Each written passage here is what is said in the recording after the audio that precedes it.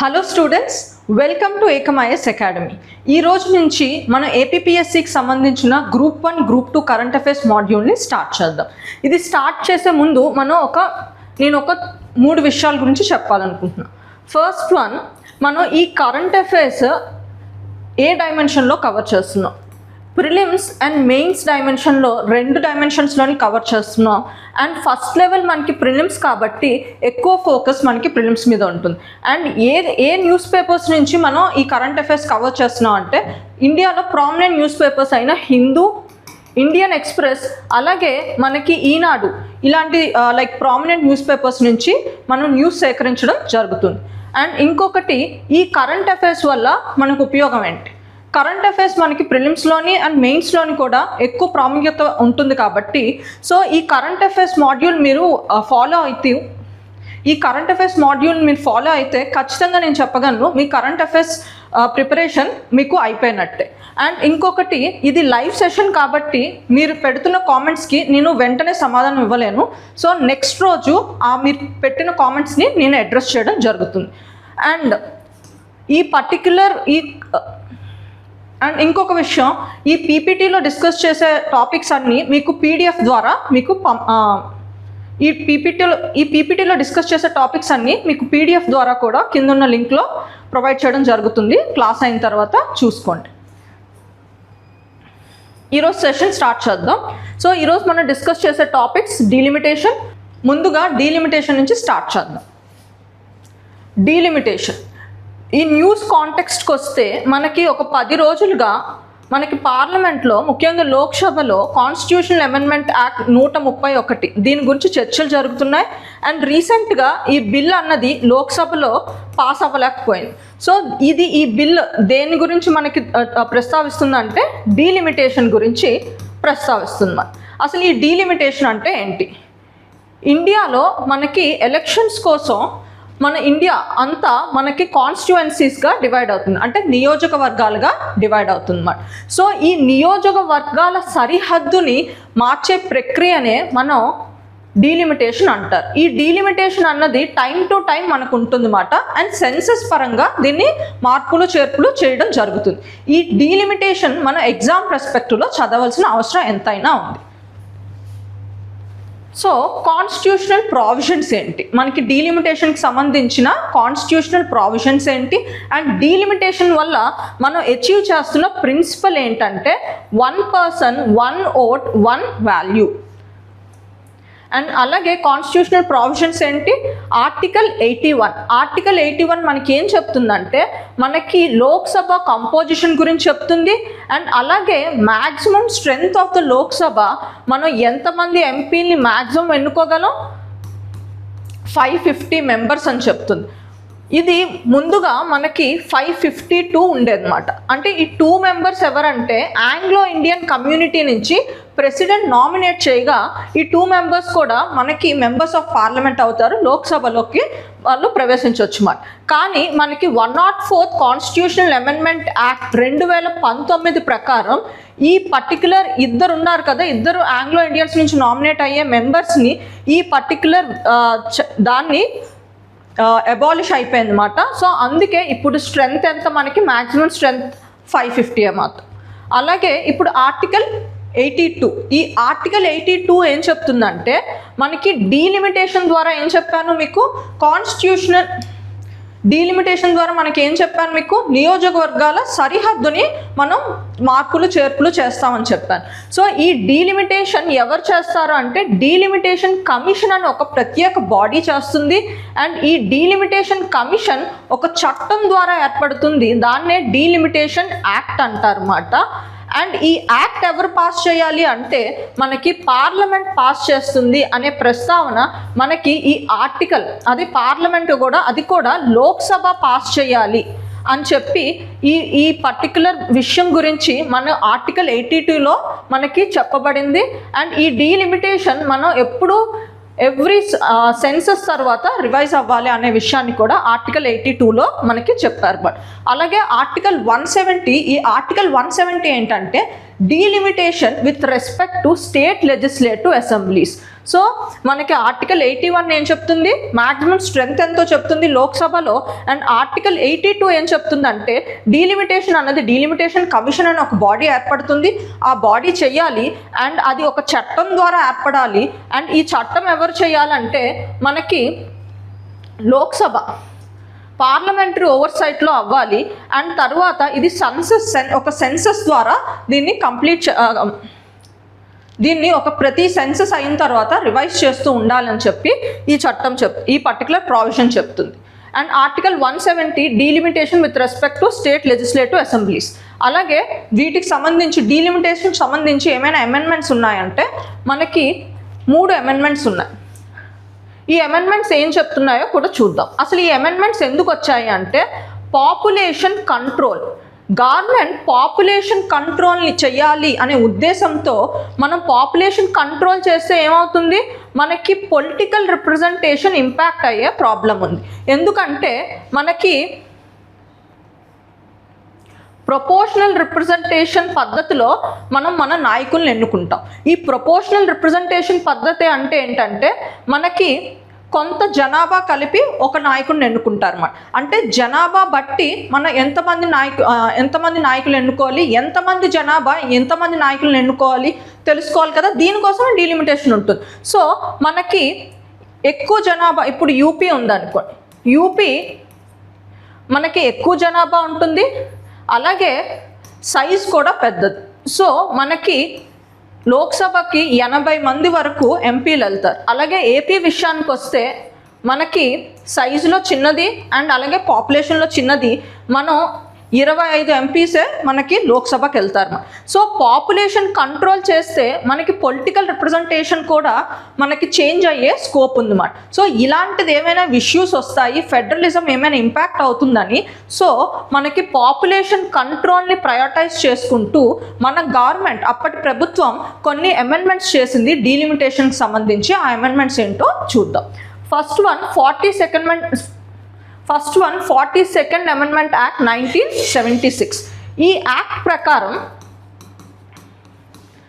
మనకి 2 విషయాలు, size of the constituencies and strength of Lok Sabha.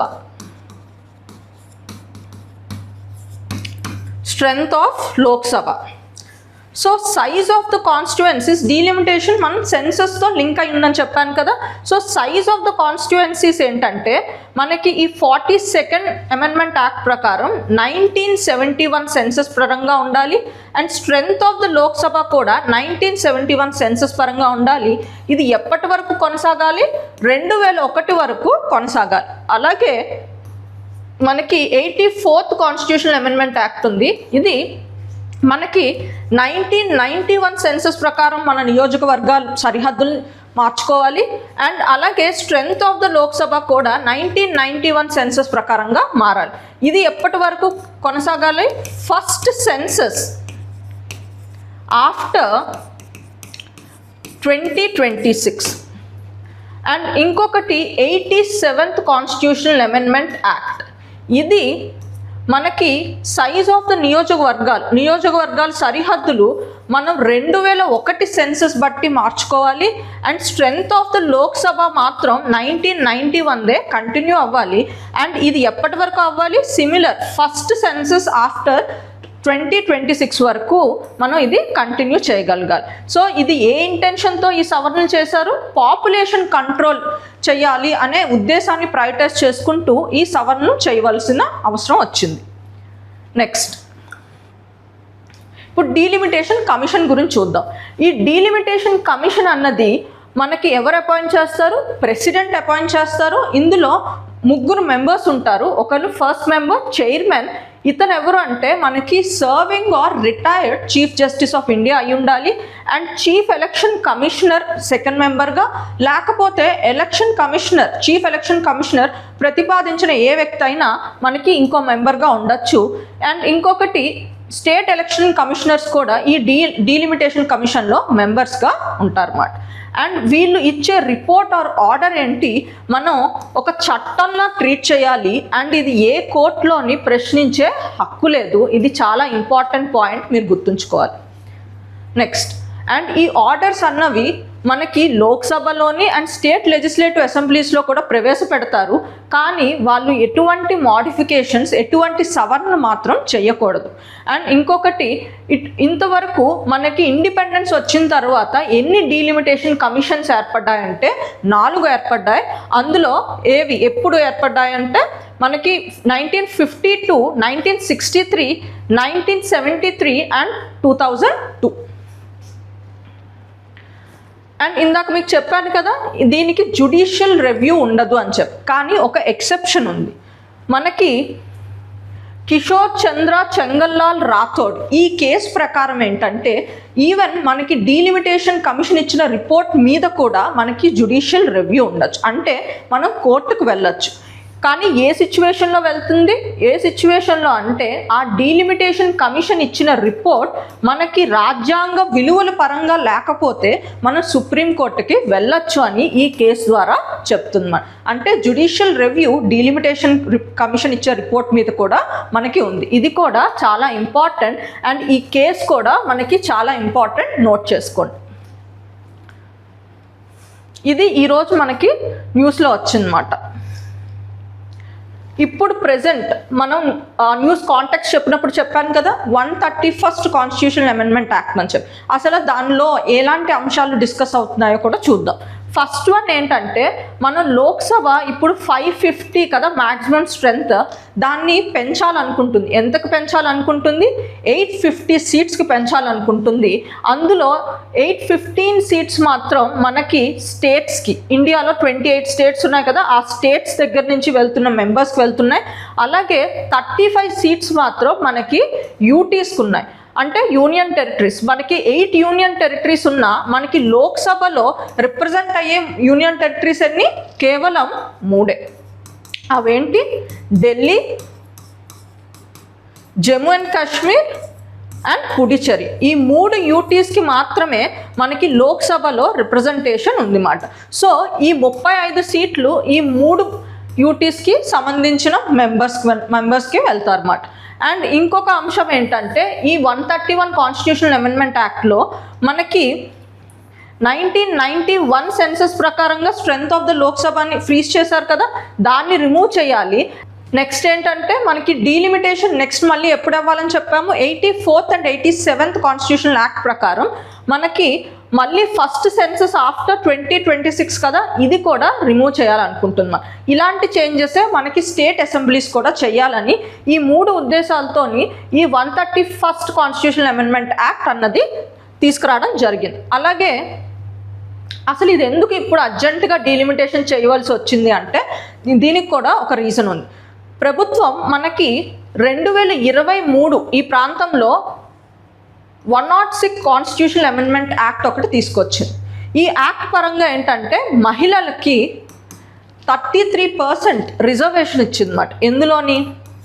లోక్సభలోని, state legislative అసెంబ్లీలో, అలాగే ఢిల్లీ లెజిస్లేటివ్ అసెంబ్లీలో మహిళలకి 33%లో పొలిటికల్ రిప్రజెంటేషన్లో 33% రిజర్వేషన్ హక్కు ఇచ్చిందన్నమాట. ఇది ఇంప్లిమెంట్ చేయడానికి ఒక క్లాజ్ ఉంది. ఇదే పర్టికులర్ చట్టంలో ఒక క్లాజ్ ఉంది. ఇది ఎప్పుడు ఇంప్లిమెంట్ అవుతుందని? First census after the act commencement and అలాగే followed by the delimitation exercise. అంటే ఈ చట్టంలో ఏం చెప్పబడింది, ఇది ఎప్పుడు ఇంప్లిమెంట్ అవుతుందంటే ఎప్పుడు ఈ చట్టం వచ్చిన తర్వాత ఫస్ట్గా డీలిమిటేషన్ ఎప్పుడు చేస్తామో దాని తర్వాత ఇంప్లిమెంట్ చేస్తాము అని చెప్పి. అండ్ అలాగే ఫస్ట్ సెన్సస్ అని కూడా, మనకి కోవిడ్ వచ్చిన తర్వాత ఇంతవరకు సెన్సస్ రాలేదు. అండ్ ఈ యాక్ట్ తర్వాత ఈ యాక్ట్ని ఇంప్లిమెంట్ చేయాలంటే సెన్సస్ ఇంప్లిమెంట్ చేయాలి, డీలిమిటేషన్ కమిషన్ ఇంప్లిమెంట్ చేయాలి. సో దీన్ని మనకి 2029 రాబోయే ఎలక్షన్స్లో ఈ పర్టికులర్ చట్టాన్ని ఇంప్లిమెంట్ చేయాలనే ఉద్దేశంతో ఈ 131st కాన్స్టిట్యూషనల్ అమెండ్మెంట్లో కొన్ని సవరణలు వచ్చాయన్నమాట. సో దీన్ని ఇంప్లిమెంట్ చేయడానికి ఈ 131st కాన్స్టిట్యూషనల్ అమెండ్మెంట్ యాక్ట్ అన్నది తీసుకువచ్చారు. నెక్స్ట్ మనకి delimitation bill 2026 readjust the parliamentary and assembly constituencies through delimitation commission. And ఇంకొకటి యూటీ లాస్ అమెండ్మెంట్ బిల్ 2026. ఇదేంటంటే మీకు 106 కాన్స్టిట్యూషనల్ అమెండ్మెంట్ యాక్ట్లో మనకి రిజర్వేషన్ ఎవరికి వర్తిస్తుందని చెప్పాను? Lok Sabha state legislative assembly and యూటీలో ఓన్లీ ఢిల్లీ లెజిస్లేటివ్ అసెంబ్లీకే వర్తిస్తుందని చెప్పారు. సో మిగతా రెండిటికి అంటే పుడిచేరికి అండ్ జమ్మూ అండ్ కాశ్మీర్ కూడా ఈ ఉమెన్ రిజర్వేషన్ది అప్లై అవ్వాలని చెప్పి దీని ముఖ్య ఉద్దేశం అన్నమాట. నెక్స్ట్, ఇప్పుడు ఈ ఇష్యూ వల్ల సౌత్ అండ్ నార్త్ ఈ రెండిటికి కొంత డివైడ్ వచ్చింది. ఎందుకు డివైడ్ వచ్చిందంటే ముఖ్యంగా ఈ రీజన్. ఇప్పుడు పాపులేషన్ కంట్రోల్ సక్సెస్ఫుల్గా ఏ రాష్ట్రాలను నిర్వహించాయంటే దక్షిణ రాష్ట్రాలు అంటే సౌత్ సైడ్ ఉన్న రాష్ట్రాలు సక్సెస్ఫుల్గా వాళ్ళు పాపులేషన్ కంట్రోల్ మెషర్స్ చేశారు. సో దీనివల్ల ఏమవుతుందంటే వాళ్ళ పాపులేషన్ తగ్గింది. పాపులేషన్ తగ్గడం వల్ల పొలిటికల్ రిప్రజెంటేషన్ తగ్గుతుంది. సో ఇక్కడ మీరు ఈ డేటా చూస్తే ఉత్తరప్రదేశ్కి ప్రస్తుతానికి 80 సీట్లు ఉండగా మనకి చేంజెస్ అయిన తర్వాత 140 అవుతాయి. అండ్ ఈ 140 అయినా మనకి ఇక్కడ ప్రపోర్షన్ ఆఫ్ సీట్స్ ఎంత 80కి 14.7%, కానీ ఇక్కడ ఎంత అవుతుంది 16.5. సో పెరిగింది. అలాగే బీహార్ కేసు కూడా అంతే. కానీ ఇప్పుడు సక్సెస్ఫుల్గా పాపులేషన్ కంట్రోల్ చేసే స్టేట్స్ గురించి చూస్తే ఉదాహరణకి తమిళనాడు చూడండి, ప్రస్తుతానికి 39 ఉన్నాయి. అది 7.2% of total Lok Sabha seats. And అవి 51 అవుతున్నాయి, కానీ పర్సంటేజ్ లెవెల్లో అది తగ్గుతున్నాయి. అదే కేసు విత్ కేరళ అండ్ అదే విత్ తెలంగాణ అండ్ ఆంధ్ర కూడా. సో దీనివల్ల మనకి పొలిటికల్ రిప్రజెంటేషన్ అన్నది తగ్గిపోతుంది అన్నమాట. సో ఇది ఫెడరల్ కాన్సెప్ట్కి విరుద్ధంగా ఉంది అని చెప్పి సో ఈ విషయం మీదే మనకి పార్లమెంట్లో డిబేట్ అవుతుంది. ముఖ్యంగా సదరన్ స్టేట్స్ అన్నవి వాళ్ళ కన్సర్న్స్ని వ్యక్తపరచడం జరిగింది. నెక్స్ట్, మీకు ఇందాక చెప్పాను కదా 131st కాన్స్టిట్యూషనల్ అమెండ్మెంట్ బిల్ అన్నది ప్రవేశపెట్టడం జరిగింది లోక్సభలో. కానీ అది కావాల్సిన మద్దతు రాకపోవడం వల్ల దాన్ని అది తిరిగి వెనక్కి తీసుకోవాల్సి వచ్చింది. 131st కాన్స్టిట్యూషనల్ ఇందాక మీకు చెప్పాను కదా 131st కాన్స్టిట్యూషనల్ అమెండ్మెంట్ బిల్ అన్నది పార్లమెంట్లో లోక్సభలో ప్రవేశపెట్టడం జరిగింది. కానీ దానికి కావాల్సిన నెంబర్స్ రావడం వల్ల అది పాస్ అవ్వలేకపోయింది.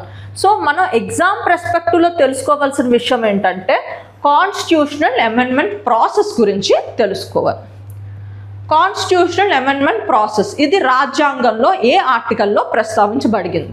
సో ఆర్టికల్ 368 అనే ఆర్టికల్లో ప్రస్తావించబడింది. అండ్ ఇది ఎవరు ఇంట్రడ్యూస్ చేయొచ్చు? ఈ బిల్ అన్నది ఏ ఎంపీ అయినా ఇంట్రడ్యూస్ చేయొచ్చు. అంటే మినిస్టర్ అయినా అవ్వచ్చు, ప్రైవేట్ మెంబర్ అయినా అవ్వచ్చు. ప్రైవేట్ మెంబర్ అంటే ఎవరు? ఎంపీగా ఎలక్ట్ అయ్యారు కానీ మినిస్టర్ కాలేని పర్సన్ని మనం ప్రైవేట్ మెంబర్ అంటాం. అండ్ ఎక్కడ ఇంట్రడ్యూస్ చేయొచ్చు? లోక్సభలోనైనా ఇంట్రడ్యూస్ చేయొచ్చు, రాజ్యసభలోనైనా ఇంట్రడ్యూస్ చేయొచ్చు. And no prior permission of the president. And మనకి ఇందులో ఇది పాస్ అవ్వాలంటే 3 రకాల మెజారిటీలు అవసరం అన్నమాట. ఒకటి స్పెషల్ మెజారిటీ. స్పెషల్ మెజారిటీ ఏంటంటే మనకి total members of the house ఉంటుంది కదా, అందులో మినిమం 50% అయినా ఓట్లు మద్దతు పలకాలి. అండ్ అలాగే అప్పుడు ఆ రోజు ప్రెజెంట్ అయిన వాళ్ళు అండ్ ఓట్ చేసిన వాళ్ళు 2/3 మెంబర్స్ కూడా మద్దతు ఉండాలి. దీన్నే స్పెషల్ మెజారిటీ అంటారు. ఇంకో స్పెషల్ మెజారిటీ ఉంది. Special majority plus state ratification. That is మనకేంటంటే మనకి ఉన్న ఇండియాలో ఉన్న states at least 50% of the states పద్ధతి కూడా ఉండాలి. సో ఈ స్పెషల్ మెజారిటీ అన్నది ఏ కండిషన్స్లో వర్తిస్తుందో చూద్దాం. స్టేట్ రాటిఫికేషన్ అన్నది ఫెడరల్ స్ట్రక్చర్ని ఇంపాక్ట్ చేసేది, అలాగే ఎలక్షన్ ఆఫ్ ప్రెసిడెంట్ని ఇంపాక్ట్ చేసేది, జ్యుడిషియరీని, representation of states in parliament. ఇప్పుడు దీని మీదే మనకి ఇది వర్తిస్తుంది అన్నమాట ఇప్పుడున్న కండిషన్కి. 131st constitutional amendment, centre and state relations, GST council, any list in the 7th schedule. ఈ పర్టిక్యులర్ విషయాల్లో మనకి ఈ మెజారిటీ అన్నది వర్తిస్తుంది. అండ్ ఇంకొక మెజారిటీ ఉంది, ఇది సింపుల్ మెజారిటీ. ఇది మనకి ఆర్టికల్ 368 పరిధి అవతల ఉంటుందన్నమాట. సో ఇది ఏ కండిషన్స్లో వర్తిస్తుందో చూద్దాం. ఒకటి ఆర్టికల్ 2కి సంబంధించి. ఆర్టికల్ 2 దేని గురించి మాట్లాడుతుంది? ఏదైనా న్యూ స్టేట్ని ఇండియాలో కలుపుకోవాలనుకుంటే అప్పుడు మనకి కేవలం సింపుల్ మెజారిటీ ఉంటే చాలు. సింపుల్ మెజారిటీ అంటే అప్పుడు ప్రెజెంట్ అయి ఓట్ చేసిన వాళ్ళలో మనకి మెజారిటీ ఉంటే చాలు. అలాగే ఆర్టికల్ 3లో ఏంటంటే restructuring of the existing states. అంటే మనకి 2014లో మనకి యునైటెడ్ ఆంధ్ర నుంచి ఆంధ్ర అండ్ తెలంగాణ ఏర్పడింది కదా. సో ఇది ఏర్పడడానికి కాన్స్టిట్యూషనల్ అమెండ్మెంట్ అయినా దీనికి మాత్రం సింపుల్ మెజారిటీ ఉంటే సరిపోయింది అన్నమాట. అండ్ ఈ కాన్స్టిట్యూషనల్ అమెండ్మెంట్ ప్రాసెస్లో మనకి ప్రెసిడెంట్ రోల్ ఏంటంటే, ప్రెసిడెంట్ లోక్సభ అండ్ రాజ్యసభ ఆ కాన్స్టిట్యూషనల్ అమెండ్మెంట్ బిల్ని పాస్ అయిపోతే ప్రెసిడెంట్ మాత్రం అతని సిగ్నేచర్ని కంపల్సరీ ఇవ్వాలి. అలాగే అతను వీటో చేయడానికి వీల్లేదు, రిటర్న్ కూడా బిల్ చేయడానికి వీల్లేదు. అండ్ ఈ కాన్స్టిట్యూషనల్ అమెండ్మెంట్కి జాయింట్ సిట్టింగ్ అనే స్కోప్ అయితే లేదు. ఇప్పుడు నెక్స్ట్ టాపిక్ వస్తే కేఫ్ 3 నార్మ్స్. ఈ కేఫ్ 3 నార్మ్స్ అంటే ఏంటి? Corporate average fuel efficiency. ఇది దేనికి వర్తిస్తుంది? ఇది ఆటో మేకర్ ఇండస్ట్రీకి వర్తిస్తుంది. ఆటో మేకర్ ఇండస్ట్రీ అంటే 4 వీలర్స్ కన్నా ఎక్కువ వెహికల్స్ తయారు చేసే ఇండస్ట్రీస్ ఉంటాయి కదా, సో వాటికి వర్తిస్తుంది. అండ్ ఇది ఎంటైర్ ఫ్లీట్ ఆఫ్ వెహికల్స్కి వర్తిస్తుంది. దీని మీనింగ్ ఏంటంటే, ఇప్పుడు టాటా అనే కంపెనీ తీసుకోండి. ఇది నార్మల్ కార్స్ కూడా చేయొచ్చు, ఈ మిగతా కార్ SUV కూడా చేయొచ్చు. ఇవి ఫ్యూయల్ ఎఫిషియన్సీ మీద ఇస్తున్న రెగ్యులేషన్స్, అలాగే కార్బన్ డైఆక్సైడ్ ఎమిషన్స్ మీద ఇస్తున్న రెగ్యులేషన్స్ అన్నమాట. ఇప్పుడు ఫ్యూయల్ ఎఫిషియన్సీ గురించి చూద్దాం. ఫ్యూయల్ ఎఫిషియన్సీ అంటే తక్కువ ఫ్యూయల్తో ఎక్కువ దూరం వెళ్తే దాన్ని ఫ్యూయల్ ఎఫిషియన్సీ అంటారు. సో నార్మల్గా మనం దాన్ని మైలేజ్తో కొలుస్తాం అన్నమాట. ఇప్పుడు నార్మల్ కార్స్ మనం తయారు చేసినప్పుడు 40 మైలేజ్ ఇచ్చింది అనుకోండి. ఇప్పుడు SUVs జనరల్గా మనకి తక్కువ మైలేజ్ ఇస్తుంది. ఇది 20 ఇచ్చింది అనుకోండి. సో యావరేజ్గా ఎంత? 60/2 దట్ ఈస్ 30. సో ఈ ఎంటైర్ ఫ్లీట్ ఆఫ్ వెహికల్స్ అంటే ఇది మాట. అంటే ఒక్కొక్క ఇండివిజువల్ కార్ మీద చూడట్లేదు ఫ్యూయల్ ఎఫిషియన్సీ అండ్ కార్బన్ ఎమిషన్స్ని రెగ్యులేషన్, ఈ స్టాండర్డ్స్ ఒక్కొక్క వెహికల్ మీద కాదు, ఈ కంపెనీ తయారు చేసే ప్రొడక్ట్స్ ఉంటాయి కదా, మనకి వెహికల్స్ ఉంటాయి కదా, వాటి అన్నిటి మీద ఈ fuel efficiency and maximum carbon emissions అన్న రెగ్యులేషన్స్ వర్తిస్తాయి అన్నమాట. నెక్స్ట్ ఈ నార్మ్స్ అన్నవి మనకి కేఫ్ 1, కేఫ్ 2 అండ్ కేఫ్ 3గా మనకి ఇంప్లిమెంట్ చేయడం స్టార్ట్ అయింది. అండ్ కేఫ్ 1 అన్నది మనకి 2017లో స్టార్ట్ అయింది. అండ్ కేఫ్ 2 అన్నది 2022 అండ్ ఇప్పటికీ కొనసాగుతున్నాయి. అండ్ కేఫ్ 3 అన్నది ఏప్రిల్ 2027 నుంచి స్టార్ట్ అవబోతున్నాయి అన్నమాట. అండ్ ఈ పర్టిక్యులర్ ఇచ్చిన నార్మ్స్ని ఫాలో అవుతున్నారో చెక్ చేయడానికి యూజ్ చేసిన టెస్టే మనకి మోడిఫైడ్ ఇండియన్ డ్రైవింగ్ సైకిల్ మాట. ఈ పేరు అయితే మీరు గుర్తుంచుకోండి. ఈ నార్మ్స్ ఎందుకు ఇండియా ఫాలో అవుతుందంటే, ఇండియాకి ఒక పర్టిక్యులర్ గోల్ ఉంది, net zero emissions by 2070. So ఈ గోల్ని అచీవ్ చేయడానికి ఈ నార్మ్స్ అన్నవి సహాయపడుతున్నాయి.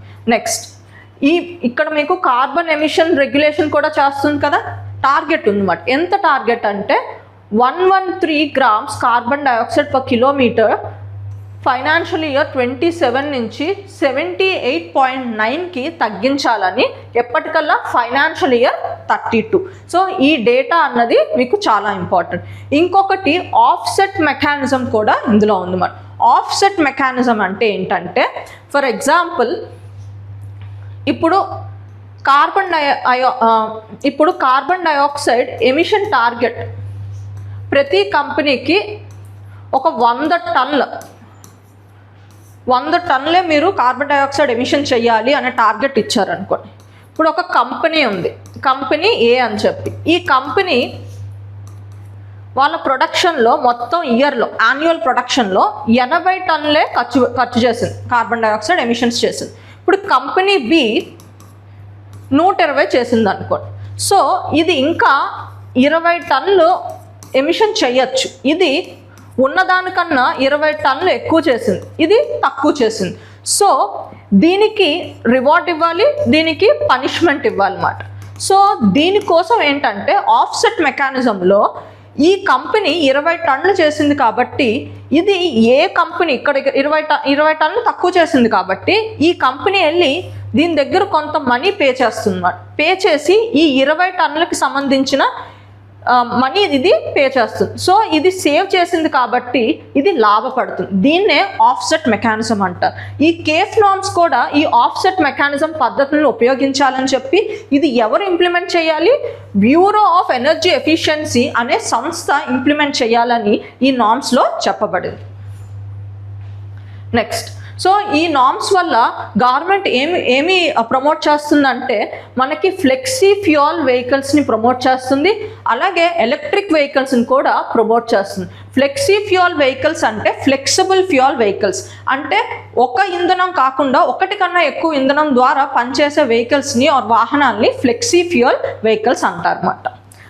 సో ముఖ్యంగా మనకి బయోఫ్యూయల్స్ని కూడా అంటే పెట్రోల్తో పాటు మనం బయోఫ్యూయల్ని కూడా ఉపయోగిస్తే దాన్ని ఫ్లెక్సిబుల్ ఫ్యూయల్ అంటాం. ఇప్పుడు మనకి బయోఫ్యూయల్కి కొన్ని టార్గెట్స్ ఇచ్చాయి గవర్నమెంట్. సో అదేంటి? E20 ఏంటంటే 20% పెట్రోల్లో 20% ఇథనాల్ని కలిపితే E20 అంటాం అన్నమాట. అలాగే బయోడీజిల్ కూడా టార్గెట్ ఉంది. ఎంత? 5% blending in diesel by 2030. So E20కి టార్గెట్ ఇయర్ ఎంత? 2025 to 26. ఈ రెండు డేట్స్ డిఫరెంట్. అలాగే మనకి సస్టైనబుల్ ఏవియేషన్ ఫ్యూయల్ అని చెప్పి ఉంది, అంటే విమానాల్లో వాడే ఫ్యూయల్ మాట. సో ఇందులో కూడా ఎమిషన్స్ తక్కువ వచ్చే ఫ్యూయల్స్ కూడా ఉంటాయి. సో దాన్నే సస్టైనబుల్ ఏవియేషన్ ఫ్యూయల్. దీనికి కూడా మనకి బ్లెండింగ్ టార్గెట్ ఉంది, అది 5% మాట. 5% కలపాలి. అండ్ ఇది ఎవరిచ్చారు ఈ టార్గెట్ అంటే మనకి ICAO కార్సియా నార్మ్స్ ప్రకారం ఈ పర్టికులర్ టార్గెట్ని ఇండియా చేయాలనుకుంటుంది. సో మనకి ఇంటర్నేషనల్ రిలేషన్స్ అనే టాపిక్ కూడా ఉంది కదా ప్రిలిమ్స్ పర్స్పెక్టివ్లో.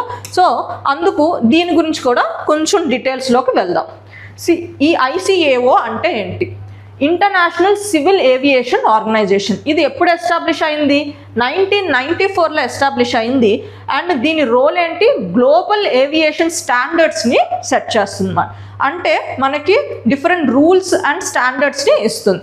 అండ్ ఇది మెయిన్లీ ఈ రూల్స్ అండ్ స్టాండర్డ్స్ దేన్ని దృష్టిలో పెట్టుకొని ఇస్తుంది? Safety, security, efficiency and environment protection, ఈ 4 డైమెన్షన్ని దృష్టిలో పెట్టుకొని కొన్ని రూల్స్ అండ్ రెగ్యులేషన్స్ని ఇస్తూ ఉంటుందన్నమాట.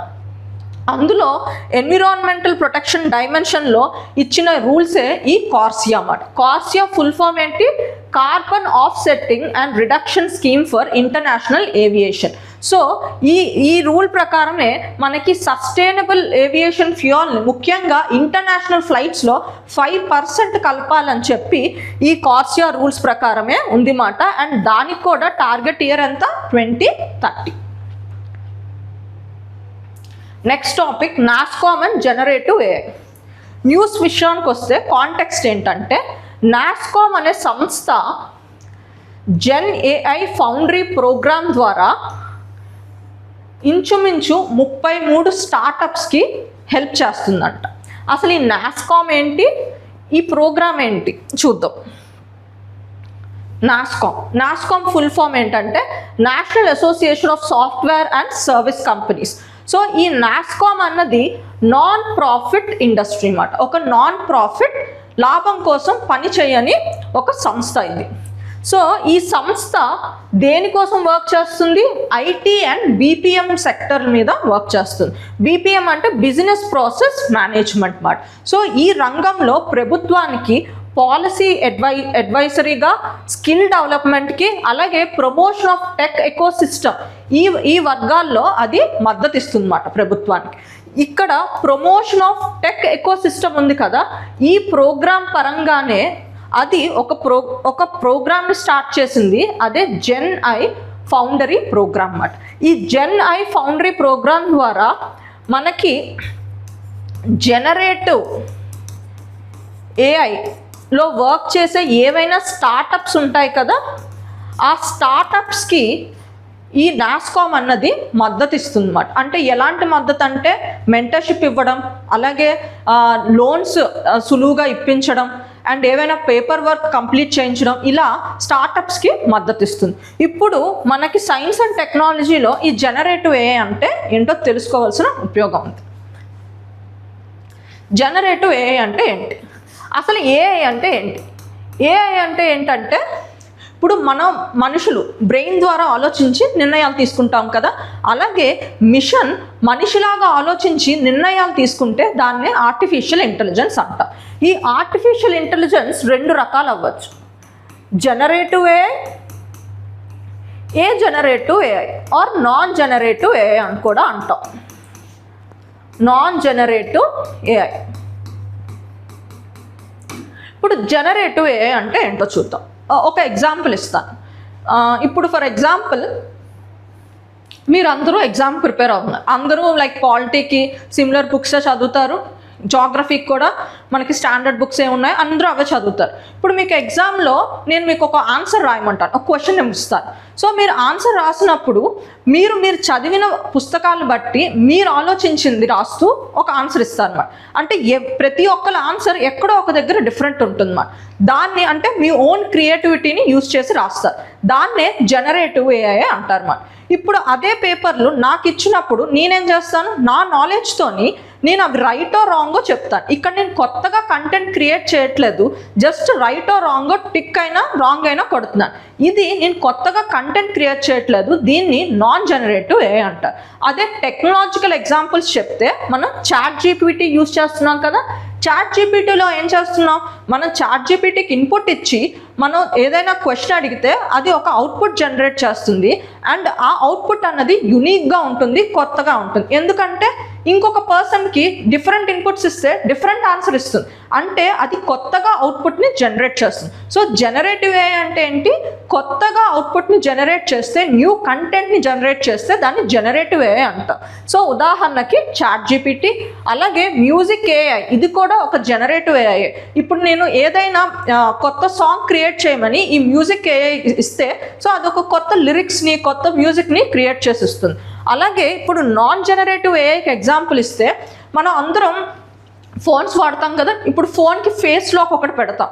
సో ఆ ఫేస్ లాక్ ఉద్దేశం ఏంటి, మన ఫేస్ ఇన్పుట్ ఎప్పుడో మనం ఇచ్చుంటే సో మనం మళ్ళీ ఓపెన్ చేయాలనుకుంటే మన ఫేస్ని రికగ్నైజ్ చేసి అది మన ఫేస్తో మ్యాచ్ అయితేనే అది ఓపెన్ అవ్వాలి, ఇది దాని ఉద్దేశం. సో మన ఫేస్తో మ్యాచ్ అయితేనే అది ఓపెన్ అవుతుంది, లేకపోతే ఓపెన్ అవ్వదు. సో ఇక్కడ న్యూగా ఒక కంటెంట్ని క్రియేట్ చేయట్లేదు, ఉన్న ప్యాటర్న్స్తోనే అది అర్థం చేసుకొని ఎస్ ఆర్ నో సమాధానం ఇస్తుంది.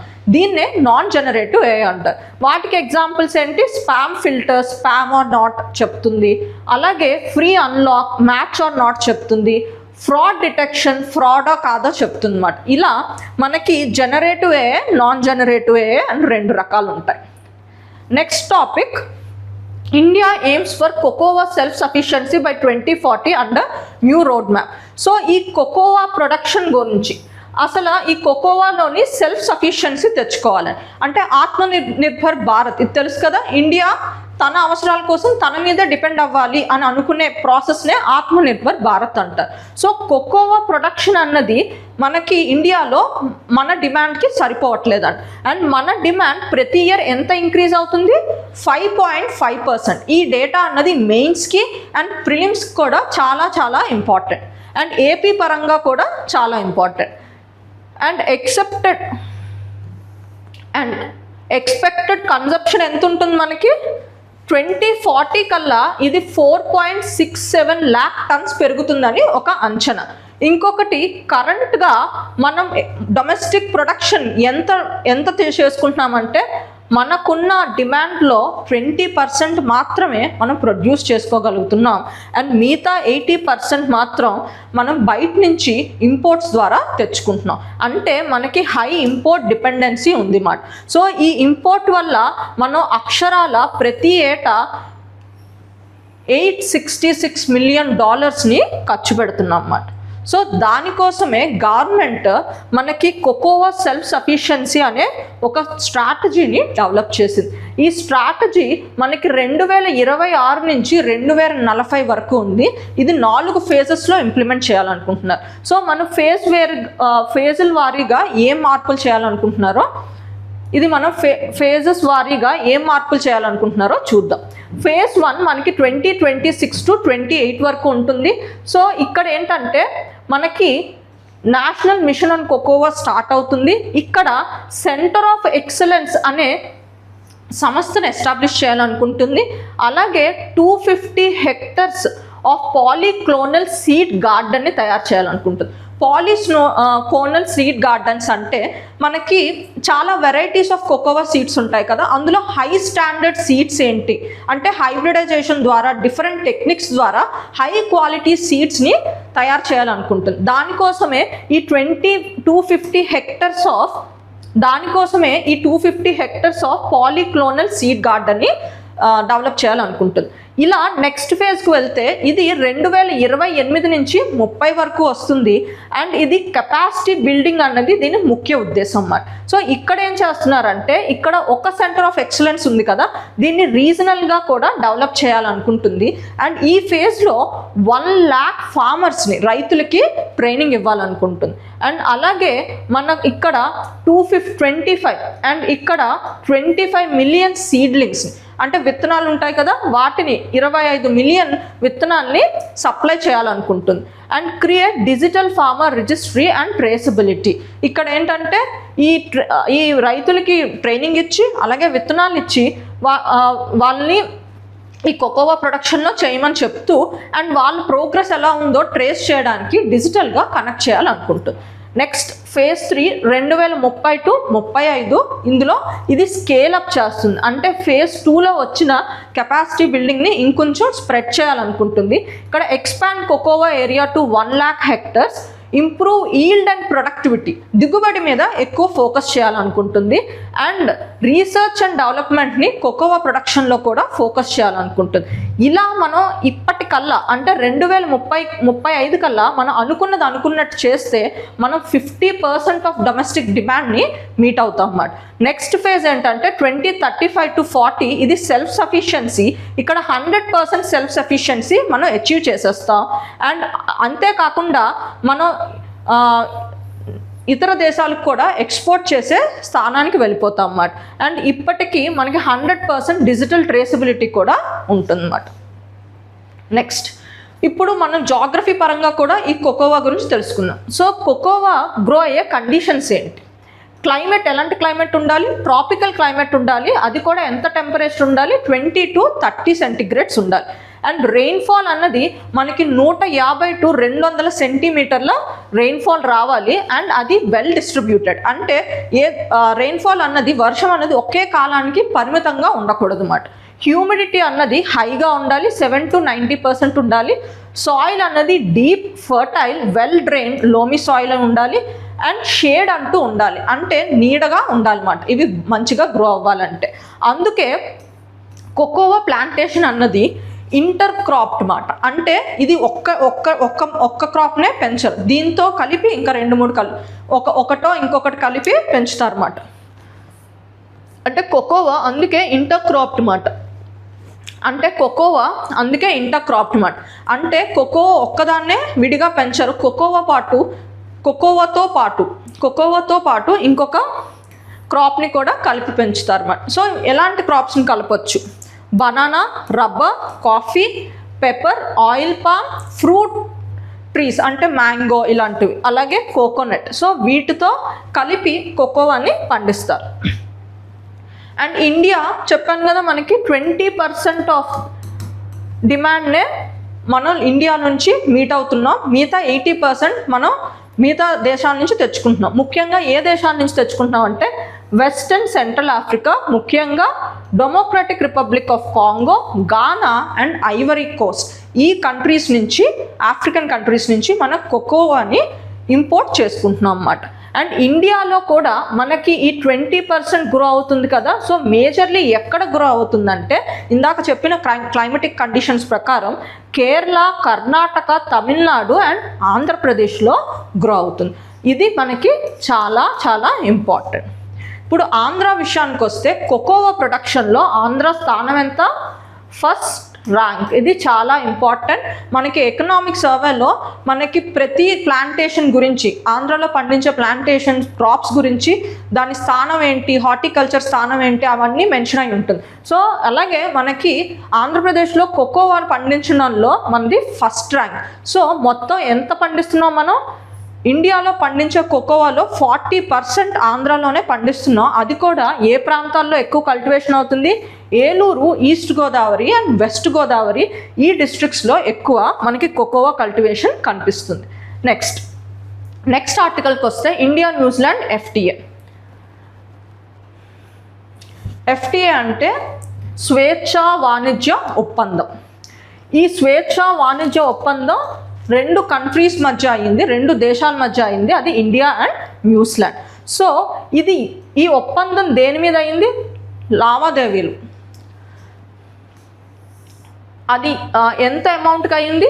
$5 బిలియన్ 5 ఇయర్స్లో 5 ఇయర్స్ని టార్గెట్ చేస్తూ ఇంత $5 బిలియన్ ఈ ఒప్పందం అయ్యింది. అండ్ అంతేకాకుండా మనకి నెక్స్ట్ 15 ఏళ్లలో ఇన్వెస్ట్మెంట్ల ద్వారా $20 బిలియన్ వచ్చే స్కోప్ ఉంది ఈ ఒప్పందం ద్వారా. ఈ ఒప్పందం ఏ సెక్టర్స్కి వర్తిస్తుంది? ఒకటి టారిఫ్ రిడక్షన్ అంటే మనం ఏదైనా కంట్రీ ఇంకో కంట్రీతో ఇంపోర్ట్ ఎక్స్పోర్ట్స్ చేసుకుంటున్నప్పుడు కొంత కస్టమ్ డ్యూటీ పేరుగా కొంత ట్యాక్స్ కడుతుంది మాట, దాన్నే టారిఫ్స్ అంటారు మాట. సో ఇండియా న్యూజిలాండ్కి ఎక్స్పోర్ట్ చేస్తున్నప్పుడు ఎటువంటి ట్యాక్స్ కట్టక్కర్లేదు అని ఈ ఒప్పందం ద్వారా చెప్తుంది. అలాగే న్యూజిలాండ్ ఇండియాకి ఎక్స్పోర్ట్ చేస్తున్నప్పుడు న్యూజిలాండ్ 95% ఆఫ్ ద టారిఫ్స్ కట్టవలసిన అవసరం లేదని ఈ ఒప్పందంలో ఒక క్లాస్ మాట. అండ్ ఇలా ఈ ఒప్పందం వల్ల బెనిఫిట్ అయ్యే సెక్టర్స్ ఏంటంటే wool, coal, wood products, wine, avocados, blueberries మాట. నెక్స్ట్ అండ్ ఈ ఒప్పందంలో ఇంకొక ప్రొవిజన్ కూడా ఉంది, సర్వీసెస్ అండ్ మొబిలిటీ గురించి, సర్వీసెస్ సెక్టర్ గురించి, మొబిలిటీ గురించి. సో ఇక్కడ ఏంటంటే మనకి ఈ మైగ్రేషన్ గురించి ఉంది మాట. సో ఇందులో స్పెషల్ వీసా ప్రొవిజన్స్ ఇస్తుంది. ఎవరికి? ఇండియన్స్కి. ఏ రంగానికి సంబంధించిన వాళ్ళకి? IT, travel and business services రంగాలకు సంబంధించిన వాళ్ళు ఎవరైనా మనకి న్యూజిలాండ్ వెళ్ళాలి అనుకుంటే ప్రతి ఏటా 5,000 మెంబర్స్కి వీసా ఇచ్చే స్కోప్ ఉంది. అండ్ ఒక్కసారి వీసా వస్తే వాళ్ళు 3 ఏళ్ల వరకు న్యూజిలాండ్లో ఉండేటట్టు ప్రొవిజన్ కూడా ఈ పర్టికులర్ ఒప్పందంలో ఉంది. Next Parkinson disease. Next topic. ఈ పార్కిన్సన్ డిసీజ్ అన్నది బ్రెయిన్కి ఇంపాక్ట్ చేస్తుంది. ఈ బ్రెయిన్ సెల్కి ఇంపాక్ట్ చేయడం వల్ల ఏది మనకి ఇంపాక్ట్ అవుతుందంటే మూమెంట్ ఆఫ్ ద బాడీ, అంటే కదలిక. ఈ పార్కిన్సన్ డిసీజ్ ఎందుకు వస్తుంది? ఇది ఒక నాన్ కమ్యూనికబుల్ డిసీజ్ అన్నమాట. ఎందుకు వస్తుంది అంటే బ్రెయిన్ సెల్స్లో మనం డోపమిన్ ఒక హార్మోన్ రిలీజ్ అవుతుంది. ఈ డోపమిన్ హార్మోన్ పనేంటి? మూమెంట్, కదలికలకి సంబంధించిన హార్మోన్. ఈ పార్కిన్సన్ డిసీజ్ రావడం వల్ల ఏమవుతుందంటే ఈ డోపమిన్ ప్రొడ్యూస్ చేసే సెల్స్ ఉంటాయి కదా, కణాలు, ఈ కణాలు అన్నవి చచ్చిపోవడం జరుగుతాయి అన్నమాట. ఇది చచ్చిపోవడం జరగడం వల్ల ఈ డోపమిన్ అన్నది ప్రొడ్యూస్ అవ్వదు. డోపమిన్ ప్రొడ్యూస్ అవ్వకపోతే మూమెంట్ అన్నది ఇంపాక్ట్ అవుతుంది అన్నమాట. సో ఈ పర్టికులర్ డిసీజ్కి సిమ్టమ్స్ ఏంటి? Motor related, movement related symptoms ఉన్నాయి, అలాగే నాన్ మోటార్ రిలేటెడ్ సిమ్టమ్స్ కూడా ఉన్నాయి. సో ఒకటి మోటార్ రిలేటెడ్ ఏంటంటే ట్రెమర్స్ అంటే మనకి చేతులు కాళ్ళు ఎక్కువగా వణకడం అన్నమాట. Slowness of the movement, muscle stiffness, balance problems. అదే నాన్ మోటార్ సిమ్టమ్స్లో depression, sleep problems, loss of smell, memory issues. Okay, so ఇవి మనకి సిమ్టమ్స్ అన్నమాట. అసలు దేనివల్ల వస్తుంది? ఒకటి జెనెటిక్ రీజన్స్ ఉండొచ్చు, లేకపోతే ఏజింగ్ వల్ల అంటే ముసలితనం వల్ల కూడా మనకి ఈ డిసీజ్ రావచ్చు. ఎవరు ఎక్కువ రిస్క్లో ఉన్నారు అంటే 60 ఏళ్ళు పైబడిన మనుషులకి ఎక్కువ రిస్క్ ఉంటుంది, అది కూడా పురుషులకి ఎక్కువ రిస్క్ ఉంటుంది. అండ్ దీనికి కంప్లీట్గా క్యూర్ అంటూ లేదు, కానీ ఏవైనా లైఫ్ స్టైల్ చేంజెస్ చేసుకోవడం వల్ల మనకి సిమ్టమ్స్ అన్నవి తగ్గే స్కోప్ ఉందన్నమాట. నెక్స్ట్ శాంతి యాక్ట్ 2025. సో శాంతి యాక్ట్ 2025 అన్నది ఇది న్యూక్లియర్ ఎనర్జీకి సంబంధించిన ఒక పర్టికులర్ యాక్ట్. ఇది దీని ఫుల్ ఫామ్ ఏంటి? Sustainable harnessing and advancement of nuclear energy for transforming India అన్నమాట. ఇది ఎప్పుడు పాస్ అయింది? 2025లో పాస్ అయింది. ఇది ఈ యాక్ట్ ద్వారా, ఈ చట్టం ద్వారా 2 చట్టాలని అది రిప్లేస్ చేస్తుంది. అది అటామిక్ ఎనర్జీ యాక్ట్ 1962 ఒకటి, civil liability for nuclear damage act 2010 ఒకటి. ఇప్పుడు ఈ చట్టం ద్వారా కొన్ని మార్పులు తీసుకొస్తుంది. ఏంటా మార్పులు?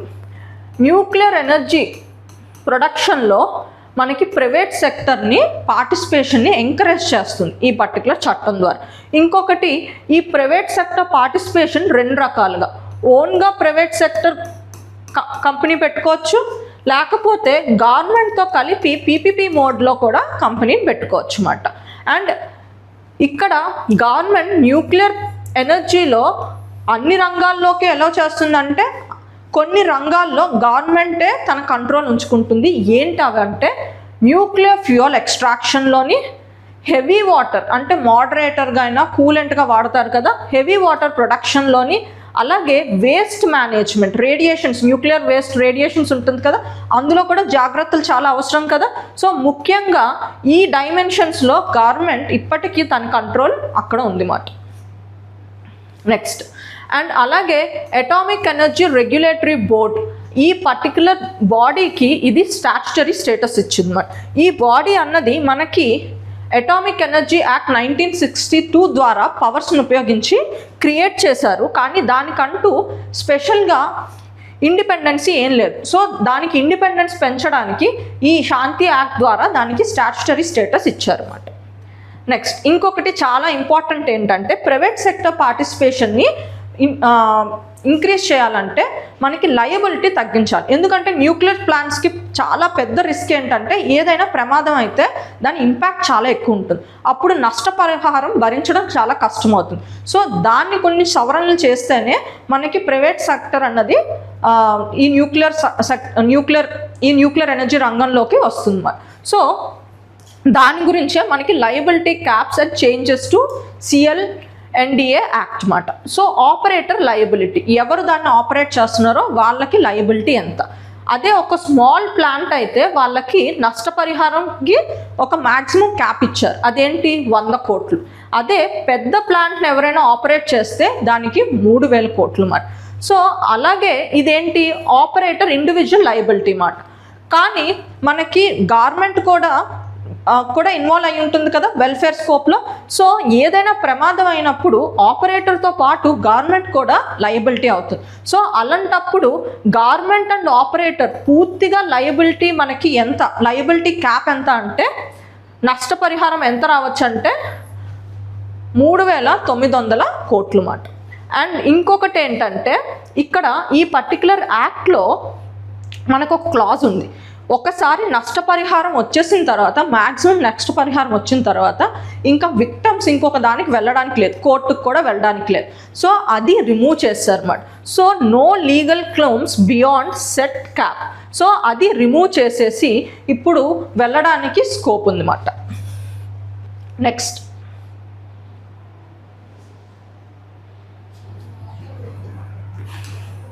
Making insurance mandatory for operators, establish atomic disputes tribunal. ఒక ట్రిబ్యునల్, ఒక కొత్త బాడీని పెట్టి ఏవైనా ఇబ్బందులు వచ్చినప్పుడు ఈ బాడీ దగ్గరికి ఫస్ట్ వెళ్ళొచ్చు అని చెప్పారు. అండ్ అలాగే న్యూక్లియర్ ఎనర్జీ రిలేటెడ్ కోసం పేటెంట్స్ని కూడా అప్లై చేసుకోవచ్చు అనే స్కోప్ కూడా ఈ శాంతి యాక్ట్ మనకి ఇచ్చిందన్నమాట. Next, gene drive and malaria control. So ఈ జీన్ డ్రైవ్ అనే బయోలాజికల్ ప్రాసెస్ ద్వారా మలేరియాని ఎలా కంట్రోల్ చేస్తారో ఈ ఆర్టికల్లో చెప్పారన్నమాట. ఈరోజు హిందూలో వచ్చిన ఆర్టికల్ ఇది. అసలు మలేరియా గురించి తెలుసుకుందాం. మలేరియా మనకి ఏ మైక్రో ఆర్గానిజం నుంచి వస్తుంది? ప్లాస్మోడియం నుంచి వస్తుంది. అది కూడా ఫాల్సిపారం.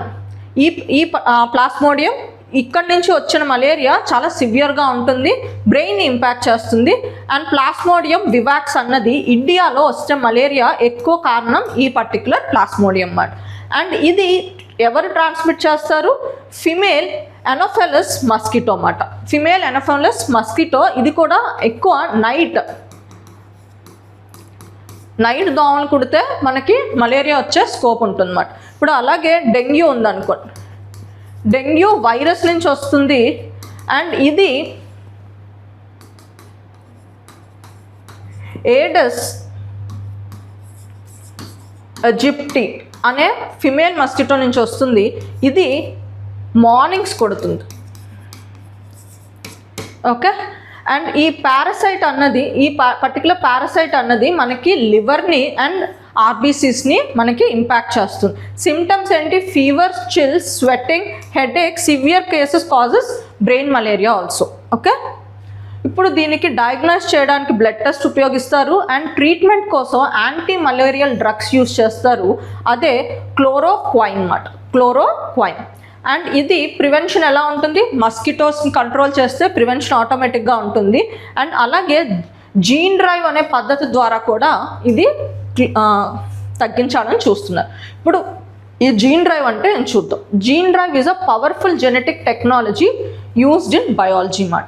సో ఇందులో ఈ ప్రాసెస్లో ఏం చేయాలనుకుంటున్నారంటే, సో నార్మల్గా ఇప్పుడు రిప్రొడక్షన్ ప్రాసెస్లో మనకి ఎగ్ అండ్ స్పర్మ్ ఈ రెండు కలిస్తేనే మనకి జైగోట్ అన్నది ఫామ్ అవుతుంది. ఈ జైగోట్లో 50% ఆఫ్ లక్షణాలు, ఈ జైగోటే నెక్స్ట్ మనకి హ్యూమన్ బీయింగ్గా డెవలప్ అవుతుంది. ఈ జైగోట్లో 50% ఆఫ్ లక్షణాలు మదర్ నుంచి వస్తుంది, biological mother, and 50% biological father నుంచి వస్తుంది. ఇది ఇలా ఉంటుందని చెప్పి మనకి మెండెలియన్ ఇన్హెరిటెన్స్ ఈ ప్రిన్సిపల్ ద్వారా మనకి తెలుస్తుంది. కానీ జీన్ డ్రైవ్ అనే బయలాజికల్ టెక్నాలజీ పద్ధతి ప్రకారం మనం ఏం చేస్తున్నామంటే, ఈ 50% ఛాన్స్ ఉంది కదా, దీన్ని more than 50% or near to 100% చేసామని. అంటే మదర్ దగ్గర నుంచే ఇంచుమించు అన్ని లక్షణాలు వచ్చేటట్టు చేయడం, ఆర్ ఫాదర్ దగ్గర నుంచే ఇంచుమించు అన్నీ వచ్చినట్టు చేయడం, దాన్నే జీన్ డ్రైవ్ పద్ధతి ద్వారా అచీవ్ చేస్తున్నారు. ఈ జీన్ డ్రైవ్ పద్ధతిని మనకి మస్కిటో కంట్రోల్కి యూజ్ చేస్తున్నారు. ఎలా యూజ్ చేయాలనుకుంటున్నారంటే, ఇప్పుడు మనకి కావాల్సిన జీన్ని తయారు చేసుకుంటాం. ఇప్పుడు ఈ మస్కిటో ఫిమేల్ మస్కిటో ఉంది. ఈ ఫిమేల్ మస్కిటో వచ్చి కుడితేనే మనకి మలేరియా వస్తుంది కదా. సో ఈ ఫిమేల్ మస్కిటోని స్టెరైల్ చేసేస్తారు అన్నమాట.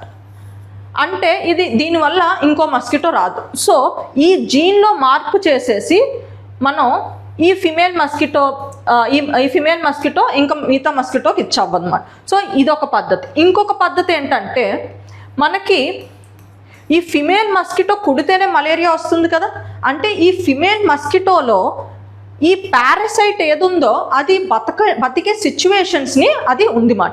సో ఈ బతికే సిచ్యువేషన్స్ లేకుండా మనం జీన్ మార్పు చేసామనుకోండి, ఇదే జీన్ని నేను ప్రతి మస్కిటోలోని పంపిస్తే మనకి మస్కిటో అంటే ఆ దోమ కుట్టిన మనకి ఫీవర్ రాదు, మలేరియా రాదు. సో ఈ రెండు పద్ధతుల ద్వారా, అంటే ఇక్కడ ఏంటి, ఈ ఫస్ట్ పద్ధతిలో మనకి మస్కిటో పాపులేషన్ అంటే దోమల జనాభా అన్నది తగ్గిపోతుంది. ఇక్కడ ఏమవుతుంది, మస్కిటో ఏం చనిపోదు, కానీ ఏంటంటే మస్కిటో వల్ల మనకి మలేరియా ఇంకా రాదు, అంటే దోమ కుట్టినా మనకి ఇంకా మలేరియా రాదు. అండ్ దీన్నే జీన్ డ్రైవ్ అంటాం అన్నమాట.